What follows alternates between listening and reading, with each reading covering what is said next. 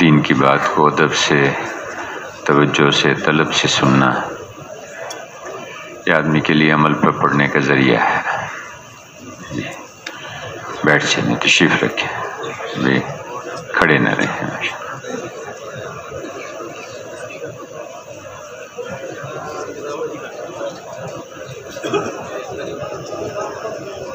بسم اللہ الرحمن الرحیم، الحمد صلی علی رسول الکریم۔ میرے محترم بزرگوں، دوستوں اور بھائیوں، اس امت کو ایک بڑے کام کے لیے پیدا کیا گیا، بڑی ذمہ داری اس کو دی گئی ہے۔ اس سے پہلے بھی امتیں آئیں، لیکن ان کے ذمے صرف اتنی بات تھی کہ اللہ کی ماننے اور اپنے نبی، ان کی لائی ہوئی زندگی اس کو اختیار کریں۔ اس پہ اللہ پاک ان کو دنیا میں بھی کامیابیاں دیتے تھے، آخرت میں بھی اللہ پاک ان کو کامیاب کرتے تھے۔ نبی آ کے محنت کرتے، دعوت دیتے، لوگوں کو زندگی کی طرف بلاتے، اللہ کی طرف بلاتے۔ ہر نبی کی آواز یہ ہوتی تھی، اے میری قوم، اللہ کی بندگی اختیار کرو۔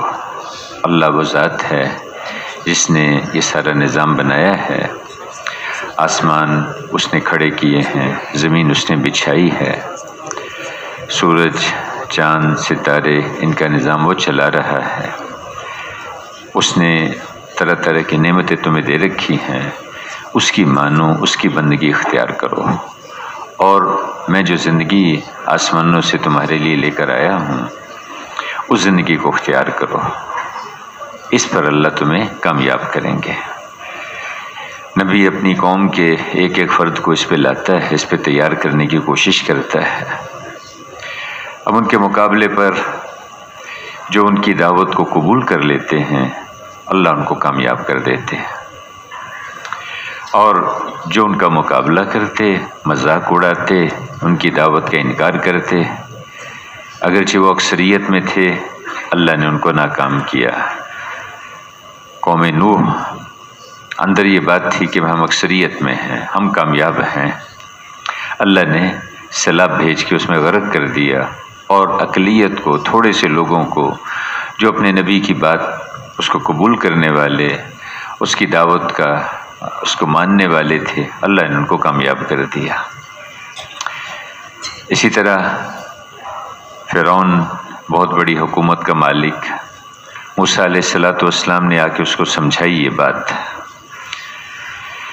نبی کی بات کا مذاق اڑایا، ٹھٹھا مقابلہ کیا، اللہ نے اس کو، اس کی حکومت، اس کی ساری پارلیمنٹ، ساری کابینہ اس کے سمیت سمندر میں غرق کر دیا۔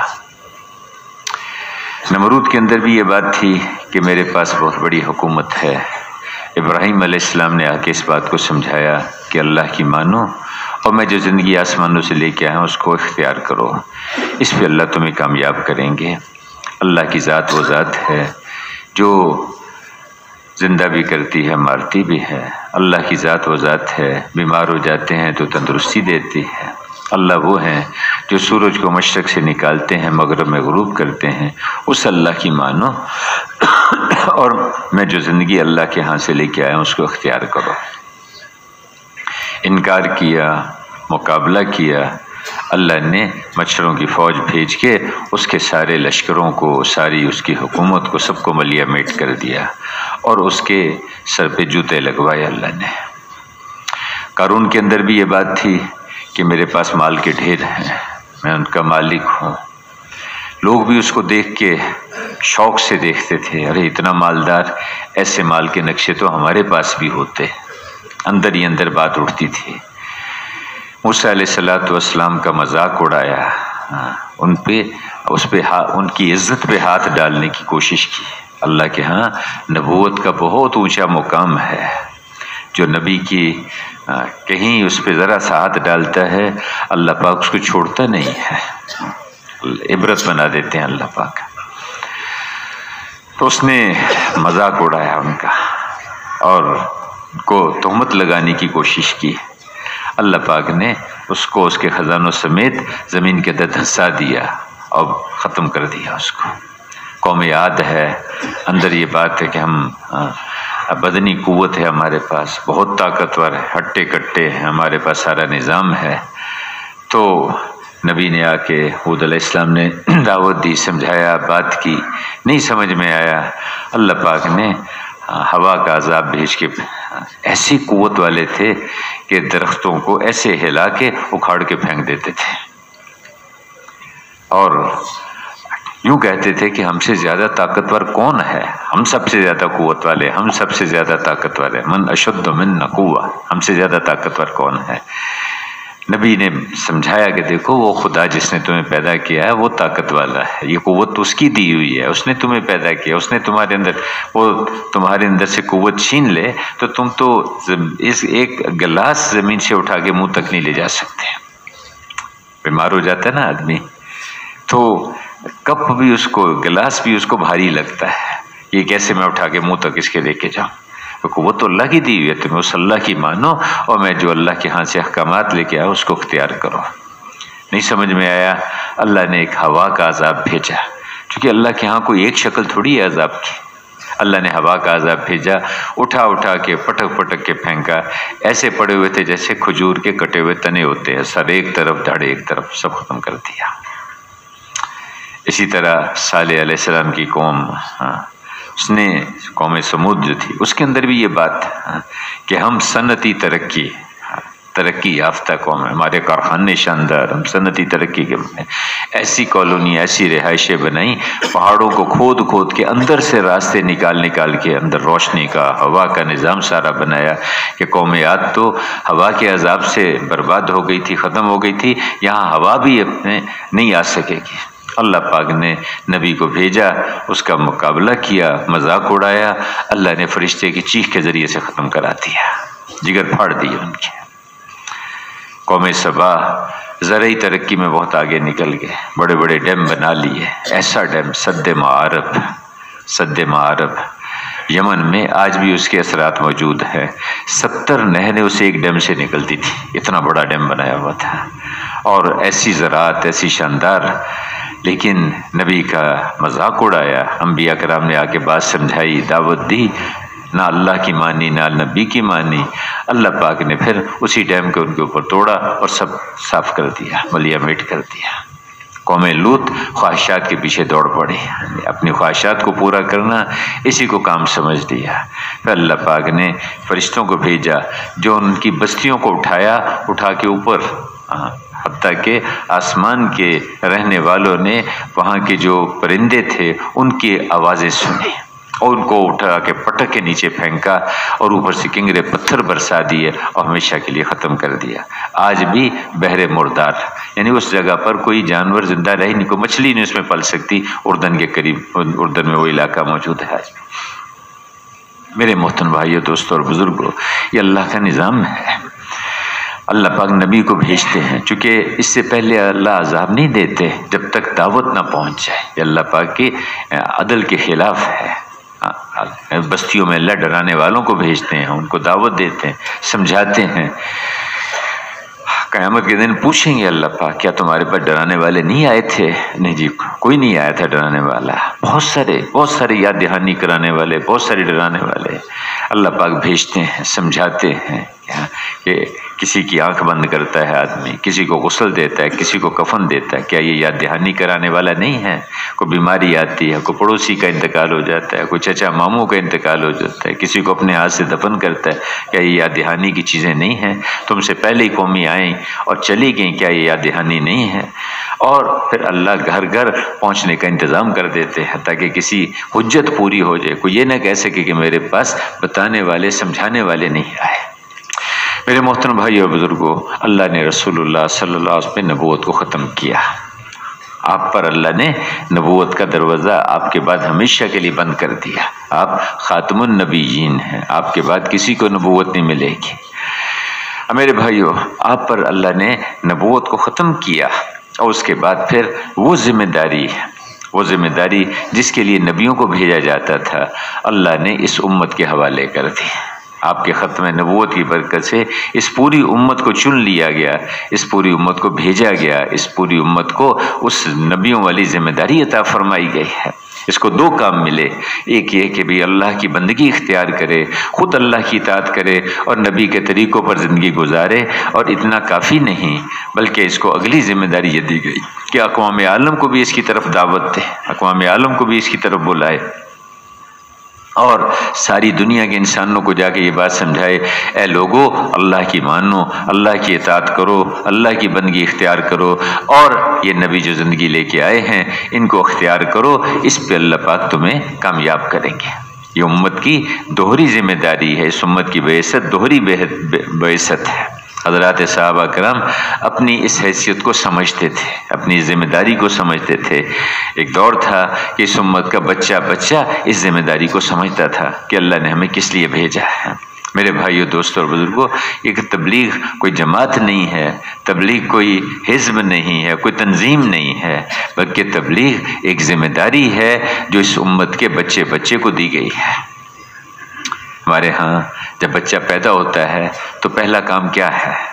اس کے کان میں اذان دی جاتی ہے۔ اذان کیا ہے اور اذان کے بعد کی دعا کیا ہے؟ اللہم رب ہذہ الدعوۃ التامہ۔ یہ مکمل دعوت ہے، مکمل دعوت ہے۔ اس بچے کے کان میں دعوت کی آواز ڈالی جا رہی ہے، اس بچے کو اس کے لاشعور میں اس بات کو داخل کیا جا رہا ہے کہ دیکھو اللہ بڑے ہیں، اللہ بڑے ہیں، اللہ بڑے ہیں، اللہ بڑے، سب چھوٹا ہے، سب چھوٹا ہے، دائیں بائیں آگے پیچھے سب کی کوئی حیثیت نہیں ہے، اللہ بڑے ہیں، اللہ پاک پیدا کرنے والے ہیں، وہی خالق ہے، وہی مالک ہیں، جس اللہ نے آسمانوں کو بنایا، جس اللہ نے زمینوں کو بچھایا، وہ اللہ جو ساری کائنات کے ذرے ذرے کے مالک ہیں۔ درخت کا پتا کروٹ نہیں بدلتا جب تک اللہ کا ارادہ نہ ہو۔ دریا نیچے کو کیوں بہتا ہے اس کا فیصلہ اللہ نے کیا ہے۔ آگ اوپر کو کیوں جاتی ہے اس کی خاصیت اللہ نے اس میں رکھی ہے۔ پانی میں سنسناہٹ کی آواز آتی ہے جب وہ بہتا ہے، یہ سنسناہٹ اللہ نے اس میں پیدا کی ہے، اور یہ سنسناہٹ بھی اللہ کی تعریف کر رہی ہے۔ جب درختوں کے پتوں میں سے ہوا گزرتی ہے تو ایک آواز پیدا ہوتی ہے، وہ آواز بھی اللہ کے ارادے سے پیدا ہوتی ہے، اور وہ آواز بھی اللہ کی تعریف کرتی ہے۔ سورج یہ بلب ہے، اس میں سے روشنی نکلتی ہے، اس کی شعاعیں پھیلتی ہیں، یہ شعاعیں بھی اللہ کے ارادے سے پھیلتی ہیں، اور ہر شعاع اللہ کے سامنے جھکتی ہے، اللہ پاک کی تعریف کرنے میں لگتی ہے۔ پتا کروٹ نہیں بدلتا جب تک اللہ کا ارادہ نہیں ہوتا۔ کائنات کا ذرہ ذرہ اس کے اوپر اللہ کا قبضہ ہے، اللہ پاک کا امر چل رہا ہے۔ سے وہ ہوتا ہے جو اللہ چاہتے ہیں، وہ ہوتا ہے جو اللہ کا فیصلہ ہے۔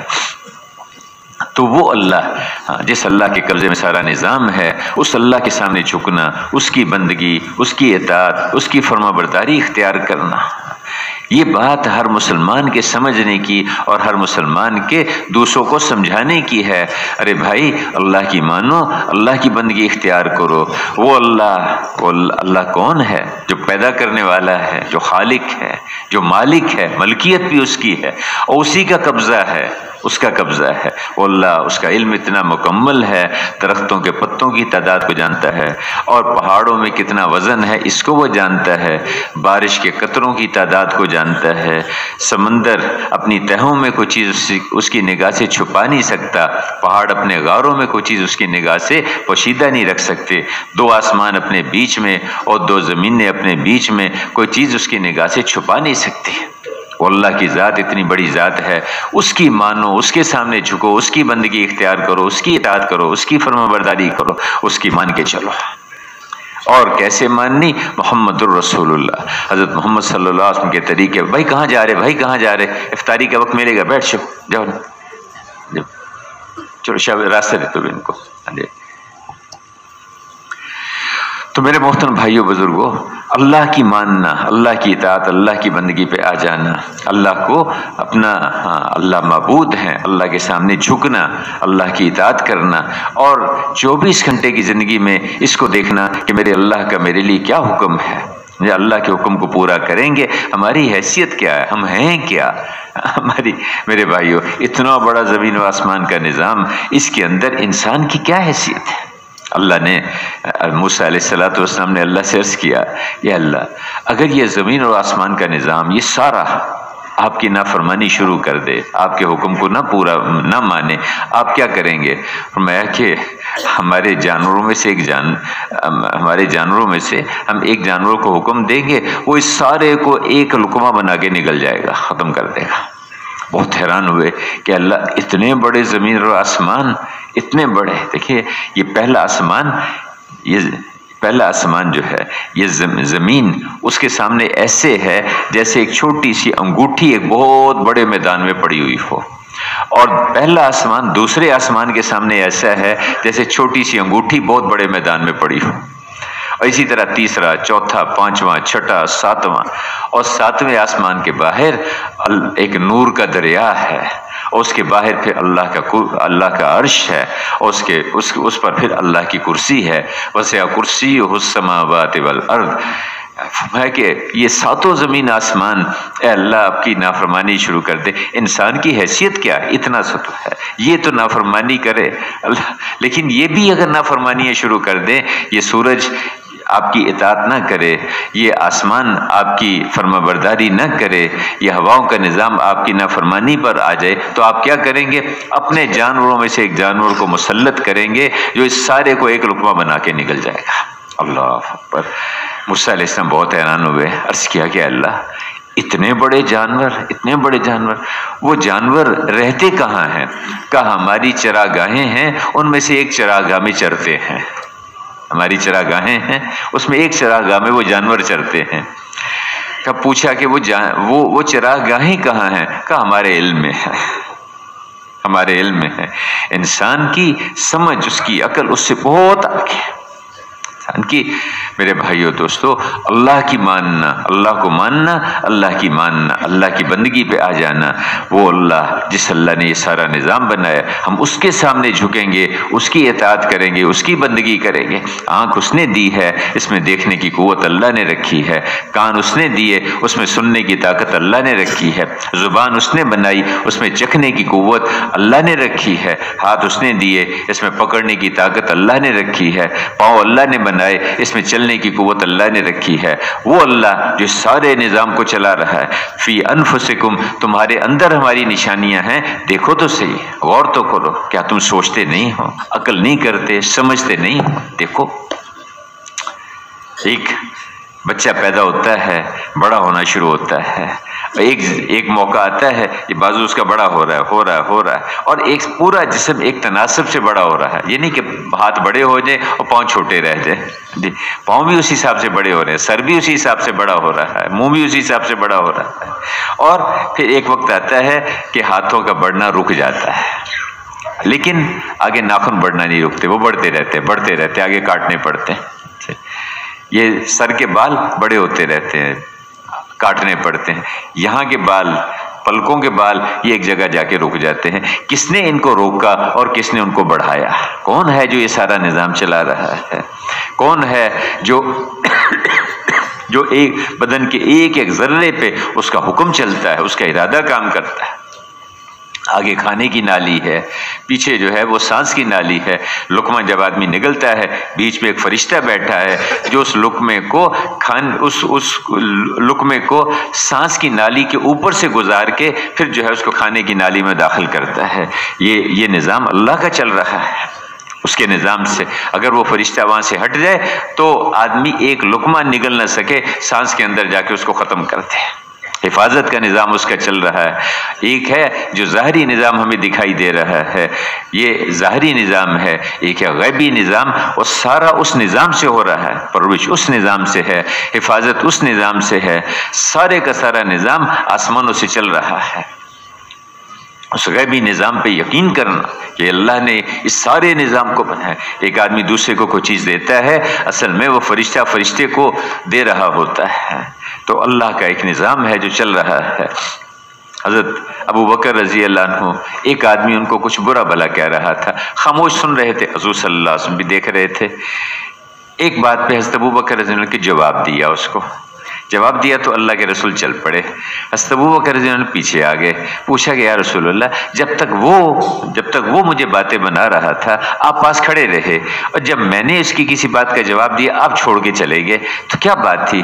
कहा जब वो तुम्हें बुरा भला कह रहा था तो एक फरिश्ता तुम्हारी तरफ से जवाब दे रहा था, जब तुमने खुद जो है जवाब देना शुरू कर दिया वो फरिश्ता चला गया, मैं भी चल पड़ा। तो अल्लाह का एक निज़ाम चल रहा है मेरे भाइयों। वो अल्लाह जिसके इरादे से सब कुछ होता है, हम उसकी मानेंगे, उसकी बंदगी इख्तियार करेंगे, उसकी इताअत करेंगे, उसके अहकामात को पूरा करेंगे हर आन हर घड़ी। और बहुत आसान आँख के मुतल्लिक अल्लाह ने हुक्म दे दिए, ये देखो ये ना देखो, इस देखने पे अजर मिलेगा, इस देखने पे तुम्हारा नुकसान हो जाएगा। माँ को मोहब्बत की निगाह से देखोगे और तुम्हारे लिए मकबूल हज का सवाब मिलेगा, बाप को मोहब्बत की निगाह से देखोगे मकबूल हज का सवाब मिलेगा, और गैर महरम को इस निगाह से देखोगे तो तुम्हारे लिए आखिरत का नुकसान हो जाएगा। जुबान से ये बोलो ये ना बोलो, ऐसा बोलोगे जिससे अल्लाह राज़ी होंगे तो तुम्हारी आखिरत भी बनेगी। और आदमी एक बोलता है और उसके गुनाहों की वजह से जहन्नुम के इतना करीब पहुंच चुका होता है कि उसके और जहन्नुम में एक बालिश का फासला रह जाता है, लेकिन उस एक बोल की वजह से हमेशा के लिए जन्नत का फैसला हो जाता है। अज़वाज मुतहरात में से किसी ने कोई एक बात कही, कोई ऐसी दूसरी ज़ौजा के बारे में कोई ऐसी बात कह दी जो नामुनासिब थी। फरमाया कि अगर ये जो बात है अगर ये समंदर में डाल दी जाए तो समंदर कड़वा हो जाए, ये बात ऐसी है। तो एक बोल आदमी का, कान का सुनना, अल्लाह की मर्ज़ी के मुताबिक सुनना। हम अल्लाह के बंदे हैं, हम अल्लाह की इताअत करेंगे, वो सुनेंगे जिससे अल्लाह राज़ी होते हैं, वो नहीं सुनेंगे जिससे अल्लाह पाक नाराज़ होते हैं। मेरे भाइयों, हम अल्लाह के बंदे हैं, अल्लाह की इताअत करेंगे, अल्लाह की ज़मीन पे रहते हैं, उसका दिया खाते हैं, उसका दिया पहनते हैं, उसकी दी हुई नेमतों को इस्तेमाल करते हैं। अभी मौलाना बात कर रहे थे ना कि हया गैरत, इस आदमी अगर कि ईमान का ख़ास शोबा है हया। ईमान की 70 या 77 शाखें हैं, उनमें ख़ास शोबा, ख़ास उसमें हया जो है ईमान का ख़ास शोबा है कि अल्लाह से हया करे आदमी, अल्लाह के रसूल से हया करे, बंदों से हया करे, अल्लाह की इताअत, कि मैं अल्लाह की नाफरमानी नहीं करूँगा। ये कैसे हो सकता है कि सब कुछ अल्लाह ने दिया, मैं अल्लाह ही का मुकाबला करूँ, अल्लाह को नाराज़ करूँ? ये नहीं होगा। हम अल्लाह के सामने झुकेंगे, अल्लाह की बंदगी इख्तियार करेंगे। ये जो नमाज है दिन में 5 दफ़ा इसकी मशक़ कराई जा रही है। ये जो अज़ान की आवाज़ लगती है ना, हय्या अलस्सलाह हय्या अलल फलाह, आओ नमाज की तरफ आओ अल्लाह के यहाँ से कामयाबियाँ ले लो। मैं अर्ज़ कर रहा था कि बच्चे के पैदा होते ही उसके कान में अज़ान की आवाज़ डाली गई कि देखो इस ईमान को सीखो, अल्लाह की बंदगी को इख्तियार करो, अल्लाह के सिवा कोई इस काबिल नहीं है कि उसके सामने झुका जाए, उसकी बंदगी की जाए, उसकी इताअत की जाए। एक अल्लाह, जिसकी इताअत करनी है अल्लाह की वजह से करेंगे, अल्लाह के अमर की वजह से करेंगे। और देखो नमाज की तरफ चलो, अल्लाह के अवामिर की तरफ को चलो, अल्लाह की इताअत और बंदगी की तरफ चलो, अल्लाह पाक इस पे तुम्हें कामयाबियाँ देगा। फलाह दुनिया और आखिरत की हर तरह की कामयाबियाँ उसमें आ गई, इज़्ज़तें मिलेंगी, राहतें मिलेंगी, अमन मिलेगा, हिफाजत होगी और चैन सुकून इत्मीनान अल्लाह के ख़जानों से तुम्हें मिलेगा। और हय्या अलस्सलाह हय्या अलल फलाह, आओ कामयाबियाँ ले लो। अल्लाह अकबर अल्लाह अकबर। देखो अल्लाह बड़े हैं, बीच में कोई रुकावट ना, उसको रुकावट ना समझो। अल्लाह बड़े हैं, ला इलाहा इल्लल्लाह उस बड़े से होगा, उसके इरादे से होगा, इसलिए उसकी तरफ को चलो। और सिर्फ इतना नहीं बल्कि ये बड़ी दावत है, इस दावत को लेके अक़वाम आलम के पास जाना। इस बच्चे को हुज़ूर की उम्मत में पैदा किया गया, अगर ये जिम्मेदारी इस पर ना होती तो इसको पहले किसी नबी की उम्मत में पैदा कर दिया जाता। इसको हुजूर की उम्मत में पैदा किया और मुसलमान घराने में पैदा किया। इसके ऊपर पैदा होते ही इसकी याद दहानी कराई जा रही है कि बेटा बड़े होने के बाद अब तुम्हारी जिम्मेदारी होगी कि तुमने इस अजान वाली आवाज़ को लेके अक़वाम आलम के पास जाना है। अल्लाह ने हमें, इस उम्मत को अल्लाह ने चुना है, इस उम्मत को अल्लाह ने एक काम के लिए भेजा है। पैदा होते ही उस जिम्मेदारी की तरफ मुतवज्जे किया जा रहा है। मेरे भाइयों, इस उम्मत को इसमें अल्लाह ने चुना है इस काम के लिए। और अंबिया अलैहिमुस्सलातु वस्सलाम को इसकी खबर दी गई थी कि देखो मैं एक उम्मत ऐसी भेजूंगा जिसको वो फ़राइज़ दूंगा जो नबियों को देता था और वो नवाफिल दूंगा जो नबियों को देता था। اس امت کو وہ فرائض ملے ہیں جو نبیوں کو ملے تھے، اور اس کو وہ نوافل ملے ہیں جو انبیاء کرام کو ملے ہیں، کہ اس کو نبوت والا کام ملا، اس کے پاس نہ علم ہوگا نہ حلم ہوگا، کہ کیسے وہ یہ کام کرے گی؟ اپنے علم میں سے ان کو علم دوں گا، اپنے حلم میں سے ان کو حلم دوں گا۔ اس امت کا پہلا طبقہ میرے بھائیوں اس ذمہ داری کو سمجھتا تھا اور اس کو لے کے اقوام عالم کے پاس جاتا تھا۔ رسول اللہ صلی اللہ علیہ وسلم نے 13 سال کی محنت میں، پہلے 13 سال میں امت کو دعوت اور دعوت کی محنت سکھائی، لوگوں کے پاس کیسے چل کے جانا، اپنے ہاتھوں کو روک کے رکھو، برداشت کرو، صبر کرو۔ حضرت یاسر اور سمیہ رضی اللہ عنہ، عمار کو تکلیفیں پہنچائی جا رہی ہیں، پاس سے گزرتے ہوئے، صبر کرو صبر کرو، تمہارے لیے جنت کے وعدے ہیں، برداشت کرو، برداشت کرتے رہو۔ اور اسی طرح آپ کے ساتھیوں کو جلتے ہوئے انگاروں پہ لٹا رہے ہیں۔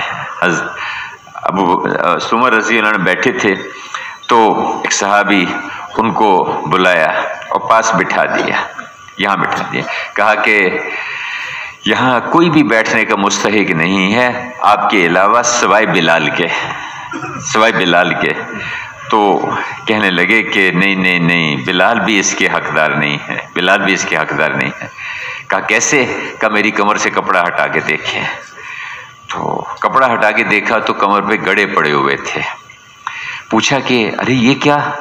کہنے لگے کہ امیر المومنین انگارے جلائے گے، کوئلے دہکائے گے، اور مجھے ہاتھوں اور ٹانگوں سے پکڑ کے مجھے اس کو سیدھا لٹا دیا گیا، اور ان انگاروں کو بجھانے والی کوئی چیز نہیں تھی سوائے میرے خون اور چربی کے۔ بلال کے ساتھ یہ نہیں ہوا، بلال کے ساتھ یہ نہیں ہوا، تکلیفیں ان کو بھی ہوئی ہیں۔ اور کس لیے؟ کہ اس ایمان کو چھوڑو، اس دعوت کو چھوڑو۔ اگر اپنے اندر ایمان رکھتے کوئی مسئلہ نہیں تھا۔ ابو بکر سے رضی اللہ عنہ سے یہی کہا انہوں نے کہ تم دعوت کیوں دیتے ہو؟ یہ تم قرآن جو صحن میں کھڑے ہو کے پڑھتے ہو، یہ ہم نہیں ہونے دیں گے، یہ ہم نہیں ہونے دیں گے، تم دعوت کیوں دیتے ہو؟ اگر اپنا قرآن پڑھتے رہتے کمرے میں بیٹھ کے، اس پہ کوئی رکاوٹ نہیں تھی، اپنی نماز پڑھتے رہتے، کوئی مسئلہ نہیں تھا۔ جس دن دعوت دینی شروع کی، اس دن وہی جن کے پاس اپنے سارے مقدمے لے کے آتے تھے انہی کی پٹائی شروع کر دی۔ رسول اللہ صلی اللہ علیہ وسلم یعنی جب آپ نے دعوت دینی شروع کی، حالانکہ 40 سال بیچ میں گزرے ہیں، اپنے سارے مسائل آپ کے پاس لے کے آتے ہیں، اپنے جھگڑے آپ سے حل کرواتے ہیں، تجارتی قافلہ لے کے جاتے ہیں، دگنا نفع کما کے لے کے آتے ہیں، لیکن جب آپ نے دعوت دینی شروع کی، آپ نے لوگوں کو اللہ کی طرف بلانا شروع کیا، تو ساتھ ہی ارے یہ تو دیوانہ ہے، پاگل ہے، مجنون ہے، حالانکہ جانتے تھے کہ یہ دیوانہ نہیں ہے، یہ مجنون نہیں ہے، یہ صادق ہے، یہ امین ہے، یہ سمجھدار ہے، جانتے تھے اندر۔ لیکن آپ صلی اللہ علیہ وسلم نے جب دعوت دینی شروع کی تو اس کا مقابلہ شروع کر دیا۔ میرے بھائیوں، بزرگوں اور دوستوں، دعوت جو ہے یہ امت کو امت بنائے گی، دعوت اللہ کی مدد کو کھینچے گی، دعوت اللہ کی مدد کو کھینچے گی جی۔ اور اس پہ اللہ پاک جو ہے نا، اللہ کی مدد ساتھ ہو جاتی ہے۔ جو دائی ہوگا ربیع بن عامر رضی اللہ عنہ جب رستم کے پاس گئے، اس نے پوچھا کہ آپ لوگ ہمارے پاس کس لیے آئے ہیں؟ تو کیا فرمایا کہ ہم آئے نہیں، اللہ نے ہمیں بھیجا ہے۔ اور کس لیے بھیجا ہے؟ کہ بندوں کو بندوں کی غلامی سے نکال لے اور اللہ کی بندگی میں لے کے آئیں، باطل ادیان کے اور باطل طریقے اور زندگی گزارنے کے جو راستے ہیں ان سے نکال کر اسلام کے عدل والے طریقوں میں لے کر آئیں، اور دنیا کی تنگیوں سے نکال کر اس کی آسانیوں میں لے کر آئیں۔ اللہ نے ہمیں اس لیے بھیجا ہے، اللہ نے بھیجا ہے، چنا ہے اس امت کو۔ میرے بھائیوں، دوستوں اور بزرگوں، ہم جو دائی ہوگا اللہ پاک کی مدد اس کے ساتھ ہوگی۔ اللہ نے موسیٰ علیہ السلام کو بھیجا، ہارون علیہ السلام کو بھیجا، دونوں سے کہا کہ جائیے آپ جا کے فرعون سے بات کیجئے، وہ باغی ہے، نافرمان ہے، لیکن دیکھیے جب آپ بات کرنے کے لیے جائیں، جب آپ دعوت دینے کے لیے جائیں تو یقین کریں کہ میں آپ کے ساتھ ہوں، میں سن رہا ہوں، دیکھ رہا ہوں، میں سن رہا ہوں اور میں دیکھ رہا ہوں، اور دیکھیے میرے ذکر سے غافل نہ ہوئیے گا۔ اب جب جاتے ہیں، جب اس کو دعوت دینی شروع کرتے ہیں، آگے مذاق اڑاتا ہے، کس خدا کی بات کر رہے ہو؟ کس خدا کی؟ میں اس خدا کی طرف بلانے آیا ہوں جو آسمانوں کا اور زمینوں کا پیدا کرنے والا ہے۔ اس کا کوئی جواب نہیں ہے۔ باطل کے پاس جب جواب نہیں ہوتا نا جی، تو پھر وہ آگے حجتیں کرتا ہے اور ٹکراؤ پہ آنے کی کوشش کرتا ہے۔ میں اس خدا کی طرف سے آیا ہوں، اور میں اس خدا کی طرف تمہیں دعوت دینے کے لیے آیا ہوں جو خدا تیرا اور تیرے باپ دادا کا پیدا کرنے والا ہے۔ تو کہاں سے وجود میں آ گیا جو خدائی کا دعویٰ کر رہا ہے؟ تیرے ماں باپ کو کس نے پیدا کیا؟ تیرے دادا پردادا کو کس نے پیدا کیا؟ میں اس خدا کی طرف سے آیا ہوں۔ اور دیکھ، تو کہہ رہا نا میں ملک مصر کا مالک ہوں، اصل میں یہ نشہ ہوتا ہے، نشہ ہوتا ہے، مال کی محبت، عہدے کی، حیثیت کی محبت۔ سکرتان، دو نشے ہیں جو آدمی کو صحیح چیز سمجھ نہیں دیتے، دنیا کی محبت کا نشہ اور جہالت کا نشہ۔ نہ اللہ کو پہچانتے، نہ اللہ کے رسول کو پہچانتے، نہ اللہ کے ضابطوں کو سمجھتے، نہ آخرت کو جانتے ہیں۔ یہ جہالت کا نشہ ہے، اور دنیا کی محبت کا نشہ، مال کی، مال، میں سب سے زیادہ مالدار، میں ملک کا صدر، میں ملک کا وزیر اعظم، میرا دنیا پہ سکہ چلتا ہے، میرا حکم چلتا ہے۔ یہ نشے ہیں، اور نشے میں نشئی آدمی کو پتہ نہیں چلتا اس کا منہ کس گندی نالی میں پڑا ہوا ہے، کچھ سمجھ نہیں آتی۔ تو یہ نشہ سمجھنے نہیں دیتا کہ میں پورے ملک مصر کا مالک ہوں۔ کہ اچھا تو مصر کا مالک ہے، یہ بتا مصر کے مشرق میں جتنے ممالک ہیں ان کا کون مالک ہے، اور اس کے مغرب میں جو ممالک ہیں ان کا کون مالک ہے؟ میں اس خدا کا نمائندہ بن کے آیا ہوں، اس کی طرف سے تجھے بلانے کے لیے آیا ہوں۔ نبی کھلم کھلا دو ٹوک واضح اور سادہ لفظوں میں بات کرتے ہیں، کوئی فلسفے نہیں بیان کرتے، سیدھی سی دیکھو، اس اللہ کی مانو، اس کی اطاعت کرو، اللہ کی مدد ساتھ ہوتی۔ میرے بھائیو، یہ امت اس دعوت والی ذمہ داری کے لیے بھیجی گئی تھی۔ اس امت کے بچے کو اس کے لیے چنا گیا کہ تم بہترین امت ہو، تمہیں اقوام عالم کے لیے بھیجا جا رہا ہے۔ کس لیے بھیجا جا رہا ہے؟ کہ ان کو ان احکامات کی طرف بلاؤ جو اللہ نے آسمانوں سے اتارے ہیں، نبی کے طریقوں کی طرف دعوت دو، اور اس زندگی کے ان طریقوں سے ان کو بچاؤ جو اللہ کے غضب کو، اللہ کے غصے کو کھینچنے والے ہیں، جس پہ دنیا میں بھی بربادی آتی ہے، آخرت کے اندر بھی پریشانیوں کے حالات آتے ہیں۔ میرے بھائیو، یہ امت جب دعوت والے کام کو لے کے چل رہی تھی تو اللہ کی مددیں اس کے ساتھ تھی، اللہ کی مددیں ہے کہ جب امت یہ کلمہ اپنے پڑھنے والے کو نفع دیتا رہتا ہے، اس سے عذاب اور بلا کو دور کرتا رہتا ہے۔ مصیبتیں اور بلائیں مختلف قسم کی ہوتی ہیں، مختلف طرح کی مصیبتیں ہوتی ہیں، ان مصیبتوں اور بلاؤں کو دور کرتا رہتا ہے جب تک اس کے حقوق سے لاپرواہی اور استخفاف نہ کیا جائے۔ کلمہ ہے، پھر کلمے کے حقوق ہیں، اس کے حقوق ہیں۔ باپ کو باپ ماننا، پھر اس کا حق بھی ادا کرو۔ بھائی کو بھائی ماننا بڑا، اس کا حق بھی ادا کرو۔ ماں کو ماں ماننا، اس کا حق بھی ادا کرو۔ جب کلمہ پڑھا تو کلمے کے حقوق ہیں کہ جب تک اس کے حقوق سے لاپرواہی اور استخفاف نہ کیا جائے۔ یا رسول اللہ، اس سے کیا مراد ہے؟ کلمے کے حقوق، اس سے کیا مراد؟ میں اللہ کی نافرمانیاں کھلم کھلا ہو رہی ہوں اور اس کے بند کرنے کی کوئی کوشش نہ کی جا رہی ہو۔ یہ امت بہت بڑے کام کے لیے بھیجی گئی، بہت بڑی ذمہ داری کے لیے چنی گئی تھی۔ جب امت اس دعوت والے کام کو چھوڑ بیٹھے گی، اس کام کو چھوڑ بیٹھے گی، تو اس کے بزرگ لوگ دعائیں مانگیں گے، دعائیں قبول نہیں ہوں گی۔ یہ توبہ کریں گے، توبہ قبول نہیں ہوگی۔ معافی چاہیں گے، معافی نہیں ملے گی ان کو۔ یہ امت کا سب سے بڑا قصور ہے، جو سب سے بڑا جو غلط، جس کو کم قسمتی سے، دیکھو روزہ چھوٹ جائے اس کو آدمی اپنی کمی سمجھتا ہے، نماز چھوٹ جائے اس کو جو تھوڑا سا بھی دین سے تعلق رکھتا ہے اس کو اپنا قصور سمجھتا ہے، اور کم قسمتی سے تبلیغ میں چلہ لگانے کے بعد بھی، 4 مہینے لگانے کے بعد بھی گشت چھوٹ گیا، اس کو آدمی اپنا قصور نہیں سمجھ رہا۔ نہ کہ یعنی امت سے سب سے بڑی جو کمی ہوئی وہ دعوت کی محنت چھوٹی ہے، اور یہ امت اس وقت تک امت نہیں بنے گی جب تک میرے بھائیوں سب کے اندر یہ بات نہ آ جائے کہ ہم نے اللہ کی ماننی ہے، حضور والے طریقے پہ ماننی ہے، اور ہم نے اقوام عالم کو اس پہ تیار کرنا ہے کہ تم بھی اللہ کی مانو، اللہ کے رسول کی مانو۔ یہ کلمہ معرفت ہے، اللہ کو پہچاننے کا کلمہ ہے، اور یہ کلمہ عبدیت ہے، اللہ کی ماننے کا کلمہ ہے۔ اللہ کے رسول کو پہچانو، اللہ کو پہچانو، اور ان کی مانو، ان کی اطاعت کرو۔ یہ کلمہ اس کا میرے بھائیوں، ہر مسلمان کے اندر یہ بات ہے کہ مجھے اللہ کی ماننی ہے، حضور والے طریقے پہ ماننی، ایک ایک کے پاس جا کے اس کو یہ سمجھانا، ارے بھائی تمہارے حالات ٹھیک نہیں ہوں گے، چاہے شخصی حالات ہوں، چاہے قومی حالات ہوں، چاہے ملکی حالات ہوں، اور چاہے پوری امت کے حالات ہوں، عرب ہیں، عجم ہیں، ان پریشانیوں سے امت اس وقت تک نہیں نکل سکتی جب تک امت اپنے کام پر، اپنی ذمہ داری پر نہیں آئے گی۔ یہ امت بہت بڑی ذمہ داری کے لیے بھیجی گئی، اور اس کے ایک ایک فرد کو اس کے لیے چنا گیا، یہ میرا راستہ ہے، میں بلاتا ہوں لوگوں کو اللہ کی طرف بصیرت کے ساتھ، میرا بھی یہ کام ہے، اور جو میری اتباع کرنے والا، جو میرے اوپر ایمان لانے والا، اس کا بھی یہی کام ہے۔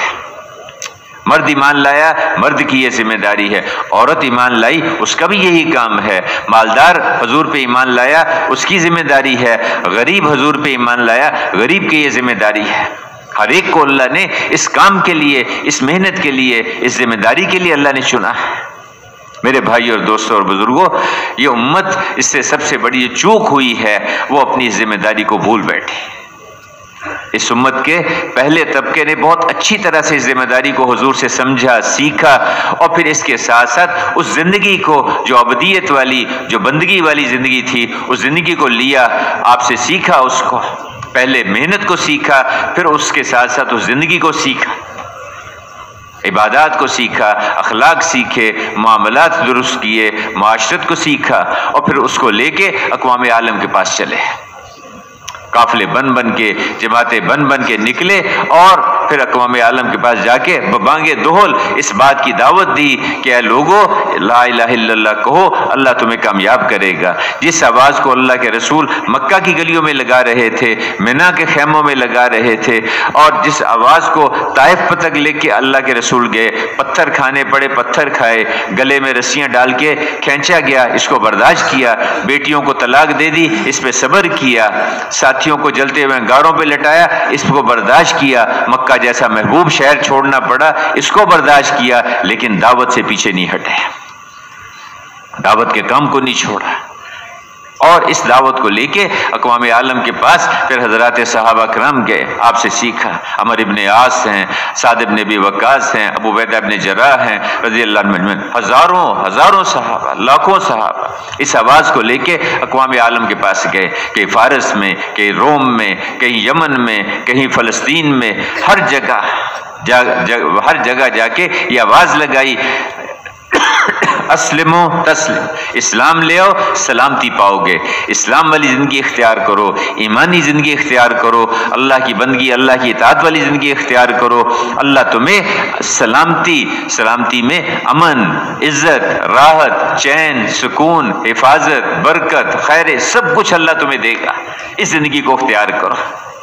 اس آواز کو لے کے جانے والے تھے۔ میرے بھائیوں، آگے ان کی طرف سے سوال اٹھتا، اجی وہ زندگی ہے کہاں، بتاؤ ہمیں، وہ زندگی کدھر ہے؟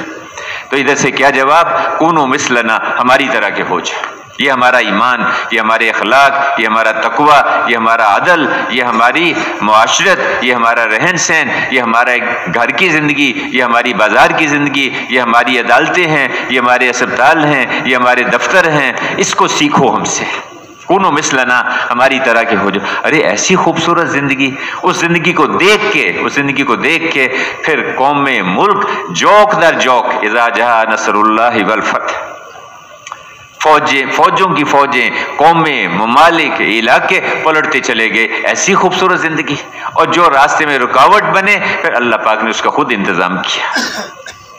دعوت کے راستے میں کوئی چیز ٹھہر نہیں سکتی، دعوت کے راستے میں اللہ پاک کی مدد، اللہ کی قدرت ساتھ ہوتی ہے، اللہ پاک اس کا خود انتظام کرتے ہیں کہ فرشتے ساتھ بھیج دیتے ہیں۔ خالی ہاتھ بدر کے میدان میں اللہ نے دعوت والوں کو عزتیں دی، بلندیاں دی، کامیاب کیا، اور مقابلے پر اللہ پاک نے ان کو ہتھیاروں سے لدے ہوئے اللہ نے ان کا ناکام کیا، اور یہ ہر دور میں ہوگا، ہر زمانے میں ہوگا، بشرطے کہ ان دو چیزوں کو لے کے امت اٹھے۔ پہلی بات، وہ زندگی، عبدیت والی زندگی، بندگی والی زندگی اپنے اندر لائے، اور پھر اقوام عالم کو جا کے اس دعوت کا طریقہ سیکھے، محنت سیکھے، اس زندگی کو سیکھے۔ اس لیے حضرت فرماتے تھے کہ محنت میں حضور والا طریقہ زندہ ہو، اور زندگی کے سب شعبوں میں اللہ کے احکام حضور کے طریقے چالو ہوں، بازاروں میں دینی زندگی، دفتروں میں دینی زندگی، گھروں میں دینی زندگی، عدالتوں میں اللہ کے احکام، میرے بھائیوں، جب یہ زندگی وجود میں آئے گی تو اس زندگی کو دیکھ دیکھ کے قومیں پلٹیں گی، قوموں سے اثر لیتی ہیں، ممالک ملکوں سے اثر لیتے ہیں، افراد سے افراد کی زندگیاں بدلتی ہیں، افراد سے افراد متاثر ہوتے ہیں، اقوام عالم کا رخ اللہ پاک پلٹے گا، بشرطے کہ ہم پوری امت کو اس پہ تیار کر دیں۔ میرے بھائیوں اور دوستوں اور بزرگوں، اس امت کو اس کام کے لیے چنا گیا، اس محنت کے لیے، اس ذمہ داری کے لیے اس کو بھیجا گیا ہے، اور قیامت کے دن اس امت کو اس کو پکارا جائے گا، اس کو نبیوں کی نیابت میں، انبیاء کرام کی نیابت میں اللہ نے اس امت کو دعوت والی ذمہ داری دی ہے۔ ہم اس ذمہ داری کو بھولے ہوئے ہیں۔ میرے محترم بزرگوں، یہ رمضان کے دن ہیں، اس میں ہم اللہ سے توبہ کریں، اللہ سے استغفار کریں، اللہ سے معافی مانگے کہ اے اللہ ہم سے یہ سب سے بڑا ہم سے قصور ہوا، سب سے بڑا ہم سے سب سے بڑی چوک ہوئی، اور کم قسمتی سے اس کو ابھی تک ہم اپنا قصور بھی نہیں سمجھتے، اس کو اپنی غلطی بھی نہیں سمجھتے۔ اس پہ ہم اللہ سے معافی مانگے، نسیہ منسیہ، ایسی غلطی، ایسا راستہ بھولے کہ وہ بھولنا بھی بھول چکے کہ ہم کچھ بھولے ہیں اپنے اندر۔ اور اس امت کی قسمت اس وقت تک نہیں پلٹے گی جب تک امت توبہ کر کے اپنے مقصد پر نہیں آتی، اپنی ذمہ داری پر نہیں آتی۔ جتنا کر رہے ہیں، جو عمل کرتا ہے خیر کا عمل ایمان کے ساتھ، ایک سبحان اللہ بھی کہتا ہے، اس پہ بھی اس کو جنت ملے گی، ایک الحمدللہ بھی کہتا ہے، اس پہ بھی اس کو جنت ملے گی اگر وہ۔ لیکن میرے بھائیوں، اللہ پاک قوموں اور ملکوں کے رخ کو پلٹ دے، اور اس امت کی جو بگڑی ہے اللہ پاک بنا دے، اس کو ذلت کے گڑھوں سے اللہ پاک نکال دے۔ اس کے علاوہ کوئی راستہ نہیں ہے اور کوئی حل نہیں ہے۔ آج اس پہ آ جائے پوری امت، آج اللہ کی مدد ان کے ساتھ ہو جائے گی، اور کل آئے گی تو کل اس کے ساتھ ہو۔ جتنی تاخیر کریں گے اتنا، جتنے پریشانیوں کے حالات پوری دنیا میں چل رہے ہیں، یہ اور بڑھیں گے جب تک امت توبہ کر کے اپنے آپ کو اس مقصد پہ، اس کام پہ، اس ذمہ داری پہ نہیں لے کر آتی جس کے لیے اللہ نے اس امت کو بھیجا ہے، اس کو چنا ہے۔ اس لیے ہم اللہ سے توبہ کریں، اللہ سے معافی مانگیں، اور آئندہ کے لیے عزم کریں کہ اللہ جس کام کے لیے ہمیں آپ نے بھیجا ہے، ہم اس کام کو اپنا کام بنا کے چلیں گے۔ جہاں کی آواز لگے گی، جتنے وقت کا تقاضا ہوگا، جس حال میں کہا جائے گا جانے کے لیے، ہم نہ اپنی جیبوں کو دیکھیں گے، نہ اپنے گھر کے حالات کو دیکھیں گے، نہ اپنے بدن کی تکلیف بیماری کو دیکھیں گے۔